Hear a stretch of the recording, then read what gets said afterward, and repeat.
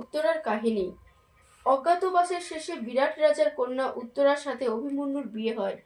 কুরুক্ষেত্রের যুদ্ধে অভিমন্যু চক্রব্যূহে বীরগতি প্রাপ্ত হলে অন্তঃসত্ত্বা উত্তরার স্বামীহারা হন, কিন্তু পরে তাদের পুত্র পরীক্ষিত বংশ রক্ষা করেন। অভিমন্যু ছিলেন অর্জুন ও সুভদ্রার পুত্র, যিনি অল্প বয়সে অন্যান্য বীরত্বের অধিকারী ছিলেন। পাণ্ডবদের অজ্ঞাতবাসের সময় বিরাট রাজ্যের অর্জুন যখন বিহন্নতা রূপে উত্তরার নৃত্য গীত শিক্ষক ছিলেন, তখন থেকেই উত্তরা অভিমন্যুর প্রতি আকৃষ্ট ছিলেন।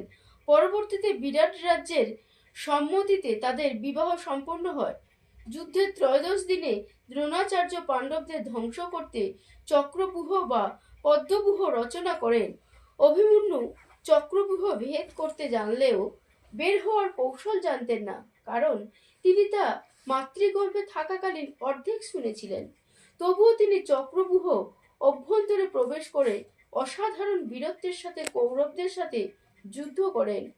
কর্ণ, দ্রোণ সহ কৌরবদের 7 জন মহারথী একসাথে অন্যায়ভাবে ঘিরে রথে ভেঙে ও অস্ত্র কেড়ে নিয়ে তাকে হত্যা করে, যা যুদ্ধের একটি জঘন্যতম অধ্যায়। মাত্র অল্প কয়েকদিনে সংসার জীবনের পর অভিমন্যু বীরগতি প্রাপ্ত হন।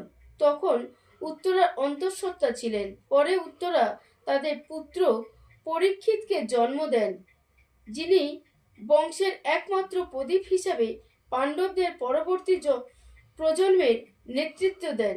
অভিমন্যু এবং উত্তরার কাহিনী একদিকে যেমন অসীম বীরত্বের প্রতীক, অন্যদিকে তেমনি যুদ্ধের ভয়াবহ ট্র্যাজেডিও প্রতীক।